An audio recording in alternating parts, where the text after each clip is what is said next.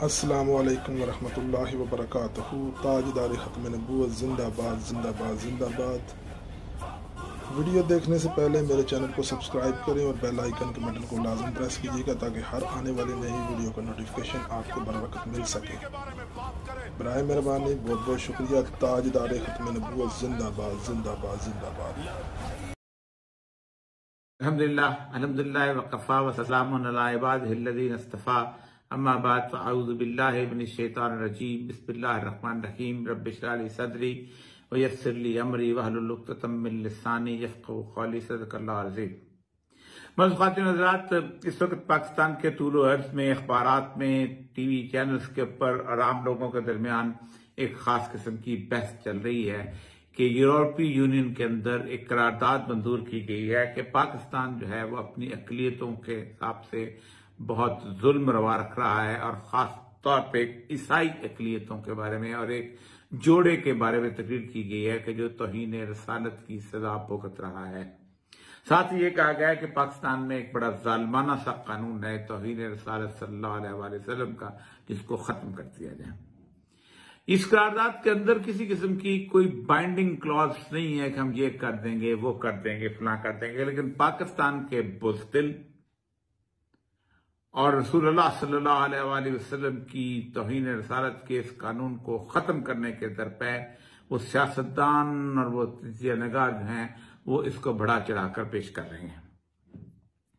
ये सिर्फ पाकिस्तान में हो रहा है, दुनिया के अखबारात उठा ले तो ये एक कालमी खबर की भी हैसियत नहीं बनती। जहां तक इस बात का ताल्लुक है कि यूरोपीय यूनियन क्या है, क्या करती है, क्या कर सकती है, पूरी दुनिया के अंदर तरह तरह की अक़लियतों के ऊपर जुल्म हो रहे हैं। बर्मा में रोहिंग्या के ऊपर जुल्म हो रहा है, इंडिया में मुसलमानों के ऊपर जुल्म हो रहा है, फलस्तीन में हो रहा है, किसी को कोई इससे परवाह नहीं होती। देखना यह है कि जिस चीज से मैं डरा रहे हैं वो पहले उन्होंने फैटर से डराया था, उस पर मैं बहुत तफसील से बात कर चुका हूं, लेकिन दोबारा भी इसको साथ मिला के बात करूंगा। यह खौफ इसलिए दिलाया जाता है कि यूरोप का खौफ दिला के पाकिस्तान के अंदर मजहबी तबका जो है उसकी गर्दन रत्नी की जाए।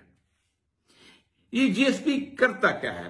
बुनियादी तौर पर जीएसपी ये करता है कि पाकिस्तान में से कुछ जो पाकिस्तान नहीं बल्कि तकरीबन 80 ममालिक 80 के 79 ममालिक जो हैं उनमें से मुख्तलिफ किस्म की जो प्रोडक्ट्स जाती हैं, जो सामान जाता है उनको खरीदता है और उसके ऊपर टैक्स नहीं लगाता ताकि बड़े बड़े मुल्क जैसे चाइना है ये उनके बारे में उनका माल बिक सके। पाकिस्तान में ये मेरे सामने उसके सारी तफसील पड़ी हुई है। पाकिस्तान में ये सिर्फ फायदा देगा आपकी टेक्सटाइल इंडस्ट्री को, जो फैसलाबाद के अंदर मौजूद है, जो मेरे लिए कमीज नहीं बनाती, नाइकी के लिए बनाती है, जो मेरे लिए शलवार कमीज नहीं बनाती, पोलो के लिए बनाती है, और बदले में $1 लेके और वो सरमायादार जो है वो फैसलाबाद से उसको उठाता है और कहीं किसी और जगह उसको या किसी और मुल्क में एक और फैक्ट्री, क्या वो केनिया में लगा ले, किसी और जगह लगा ले ताकि अपने को महफूज रखे। मैं वो तफसील में नहीं जाना चाहता। पाकिस्तान की जो चीजें बिकती हैं, जो उनको मौजूद चाहिए होती हैं, उस पर किसी किस्म की कोई टैरिफ नहीं है और पहले ही नहीं है, जिनमें बासमती है, जिसमें स्पाइसेस हैं, जिसमें मार्बल है, जिसमें फैंस हैं, तकरीबन 75 के करीब ऐसी चीजें हैं। जाहिर बात है और कोई बेच बासमती और कहां से हो गई मिलेगी उनको, ये मार्बल आपको और कहां से मिलेगा, इन और बहुत सारी चीजें। इसके ऊपर आप एक इतनी बड़ी चीज को सेक्रीफाइस करने की बकवास करते हैं कि हम तौहीन रसालत के कानून की वजह से हमारे ऊपर ये सूरत हाल बन जाएगी। सब मुझे गुस्सा इस बात पे आ रहा है कि ये मेरे सामने अमेरिका की सैंक्शंस की लिस्ट पड़ी हुई है जो पाकिस्तान ने उसके ऊपर लगाई है। सबसे पहली सैंक्शन जो है 1965 में लगी, नो मिलिट्री एड, क्या violation of the terms of the US military aid by Pakistan equipment is used against India. हमारा माल जो है तुमने, हमारा असला जो इंडिया के खिलाफ आपने इस्तेमाल किया, आपने बर्दाश्त की। 71 में फिर लगी, उसके बाद 77 में लगी, उसके बाद 79 में लगी, उसके बाद 1990 में लगी, फिर 1998 में आप अंदाजा करें कि जो ग्लेन अमेंडमेंट आई है उसने आप का खून चूस के रख दिया। और ये डिसेंट्रलाइजेशन चलती रही, 1999 की चलती रही, मिलिट्री कू के ऊपर लगी और बहुत सारी चीजों के ऊपर लगती रही। आप बर्दाश्त करते हैं, क्यों? इसलिए कि आपने इंडिया से दुश्मनी की और आपने लड़ाई लड़नी थी, बहुत अच्छा की। और दूसरा, आपने एटम बम बनाना था। क्या एटम बम सैयदुल अंबिया सल्लल्लाहु अलैहि वसल्लम की हुर्मत से ज्यादा हैसियत रखता है? क्या उस एटम बम की मौजूदगी आपको जिता सकती है? एटम बम तो अमेरिका के पास जो है इतने ज्यादा, अफगानिस्तान में कुत्ते की तरह आ रहा है। एटम बम तो रूस के पास 28,000 थे, जो सफा हस्ती से पूरे के पूरी कम्युनिज्म खत्म हो गई। मुझे सिर्फ आज आपने मुझे कभी इस तरह की सूरत को देखा होगा, क्योंकि बुनियादी तौर पर मजाक बना दिया रसूलुल्लाह सल्लल्लाहु अलैहि वसल्लम की हुर्मत को इस मुल्क के अंदर।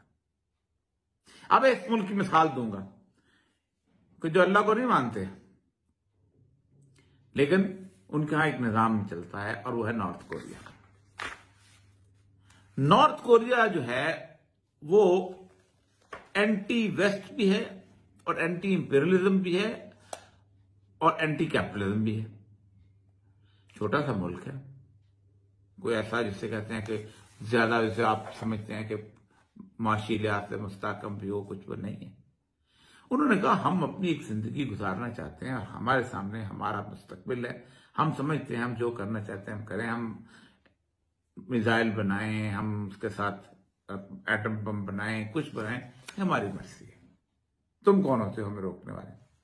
58 से जिस दिन उन्होंने पहली दफा साउथ कोरिया के ऊपर हमला किया था, 58 से उसके ऊपर मुख्तलिफ किस्म की सैंक्शंस लगी चली आ रही है, मुख्तलिफ किस्म। ये मैं वो लिस्ट आपको हैरान होंगे आप बताऊं तो आप हैरान, दुनिया की कोई ऐसी सैंक्शन नहीं है, यूनाइटेड नेशन ने सैंक्शन लगाई है इस मुल्क के ऊपर। लेकिन मजाल है कि उनके पाए इस्तकलाल में लफ्ज चाहिए एक घंटे के लिए। और इस वक्त ये जो गार्डियन की रिपोर्ट मेरे सामने पड़ी हुई है कि प्योंगयांग जो है इस वक्त दुनिया के जदीद तरीन शहरों में से एक शहर है। और वो निकालेंगे जो गुर्बत, गांव में गुर्बत, फला जगह गुर्बत होती है, ये वाशिंगटन डीसी के अंदर गुर्बत है। 25 लाख बेघर लोग हैं दुनिया की सुपर पावर में। मैंने खुद शिकागो के अंदर -24 के अंदर एक बेचारे स्याफाम शख्स को रेडी के ऊपर अपना सामान डाल के जाते हुए देखा है और इंतजार कर रहा था कि आप चर्च का दरवाजा खुले, मैं रात को शेल्टर के अंदर हो जाऊं, चला जाऊं, रात गुजार के सुबह बाहर आ जाऊं। 20 लाख लोग। गुर्बत कहां नहीं है? और गुर्बत क्या यूरोप के अंदर नहीं है? गुर्बत का ग्लास्को के अंदर नहीं है? गुर्बत क्या कोलोन के अंदर नहीं है? लेकिन मसला सारा यह है कि हम उनको पेश नहीं करते। ये जनरल सिस्टम ऑफ प्रेफरेंसेस जिसको कहा जाता है, ये जनरल सिस्टम ऑफ प्रेफरेंसेस जो है ये भी अब तो इसलिए इनफेक्टिव हो चुका हुआ है कि पाकिस्तान की इस टेक्सटाइल की प्रोडक्ट्स को खरीदे बगैर चारा ही कोई नहीं, क्योंकि 2 बड़े मुल्क थे जो उनको सप्लाई करते थे, एक इंडिया और एक बांग्लादेश। दोनों जो है कोरोना की वजह से अब टेक्सटाइल नहीं बेच रहे। पाकिस्तान की टेक्सटाइल भूमि पे चली गई, जो खान साहब कहते हैं। ये तस्वुर, ये डिस्कशन जिन अखबारों में हो रही है, वो डिस्कशन जो है इस मुल्क के अंदर दबा नहीं होनी चाहिए। वो डिस्कशन तौहीन रसालत के ज़ुमरे में आती है। हमने सोचा कैसे कि 2-2.5 हजार मिलने वाले, और वो भी बाहर माल बेचने के ऊपर हम लोगों को डराएंगे कि तुम्हारा मुस्तकबिल तबाह हो जाएगा, तुम्हारी मईशत तबाह हो जाएगी, तुम्हारी जिंदगी तबाह हो जाएगी। तकरीरें करते हैं ईद मिलादुन नबी के ऊपर, इतनी बड़ी बड़ी सदर पाकिस्तान भी, वजीर आजम पाकिस्तान भी बातें करते हैं, मिश्क रसूल के अंदर रचे बसे हुए हैं। जवाब दिया आपने, बड़ा अच्छा किया, बहुत अच्छा किया। लेकिन क्या पाकिस्तान में पैमरा ये बात तो नहीं कर सकता कि क्या डिस्कशन कर रहे हो? मुझे औरत मार्च के बोलने मेरे प्रोग्राम को अभी 2 दिन पहले आपने 5 लाख रुपए जुर्माना लगवाया, इसलिए कि आप इस मुल्क के अंदर इस नॉर्थ ईस्ट के मुताबिक आप बेहयाई को अरूज देना चाहते हो।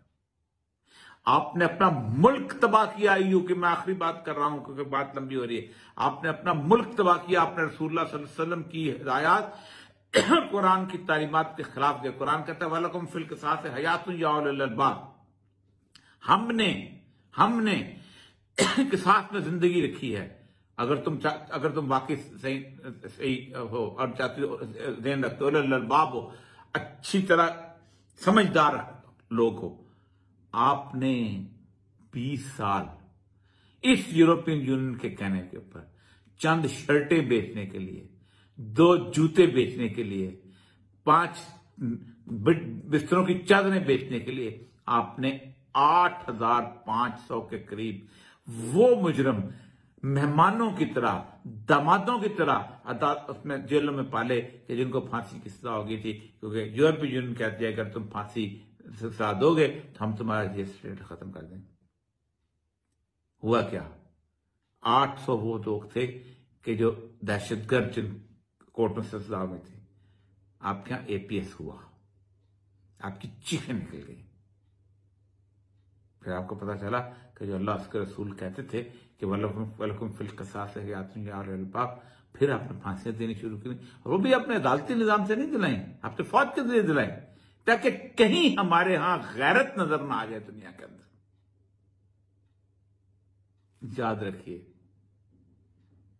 मुल्क सैयदुल अंबिया सल्लल्लाहु अलैहि वसल्लम की जूतियों का सदका है। ये मुल्क 235 ममालिक के अंदर इस्लाम के नाम की गैरत की अलामत है। कोई मुल्क ये दावा नहीं कर सकता, कोई मुल्क ये दावा नहीं कर सकता कि उसकी बुनियाद ला इलाहा इल्लल्लाह पर रखी गई थी। इराक इराकियों का है, शामियों का है, मिस्र मिस्रियों का है, ईरान ईरानियों का है, सऊदी अरब जहां मक्का मदीना है वो भी सऊदी सल्तनत है, सऊदी जो कबीला है उसकी सल्तनत है, क्योंकि उसकी बुनियाद जो है उसको बनाते हुए कतई ये नहीं सोचा गया था कि ये मुल्क जो है ये किस लिए बना रहे हैं, खासतौर पर इस्लाम के लिए। नहीं, मैंने सोच समझ कर ये मुल्क बनाया था। मैंने कहा था मैं हुसैन बख्श उन्नड़ हूं और ये गुरजनदास उन्नड़ है। मैंने कहा था मैं नजीर हुसैन चट्टा हूं और ये करम सिंह चट्टा है। हम तारा दादा एक था, हमारे बाप दादा की कब्रें एक तरह की थी। हमारे बाप दादा एक तरह का मजहब पे अमल करते थे। हम भंगड़ा एक तरह का डालते हैं, हम हीर एक तरह की गाते हैं, हम साग एक तरह का खाते हैं। मेरा भाई नहीं है क्योंकि ला इलाहा इल्लल्लाह मुहम्मद रसूलुल्लाह नहीं कहता। हमने वतनियत के तस्वर को खत्म किया था। हम हैं कि जो अलामत हैं। याद रखें, ये मुल्क अल्लाह के खैरत की अलामत है। इस मुल्क के साथ जिसने जो खिलवाड़ किया उसको सजा मिली। ये कल की बात है। 3 बड़े खानदान थे कि जिन्होंने इस मुल्क के साथ खिलवाड़ किया 1971 के अंदर। एक भुट्टो खानदान जिसको अपनी हवस और लालच थी कि वो मगरबी पाकिस्तान में इख्तियार आ जाए। एक शेख मुजीबुर रहमान का खानदान जिसने इस मुल्क की असास के खिलाफ वतनियत की बुनियाद पे अपना परचम उठाया। और तीसरा इंदिरा गांधी का खानदान जिसने कहा था कि मैं नहीं 2 कौमें दरिया खलीज में डुबो दिया। 1971 से लेके आज तक के खानदान किसी एक शख्स को तभी मौत के साथ दफनाने को तरस चुके। इससे ज्यादा इबरत क्या हो सकती है? बात आ जाओ, मेरा अल्लाह इस मुल्क के साथ बहुत खैरत वाबस्ता रखता है।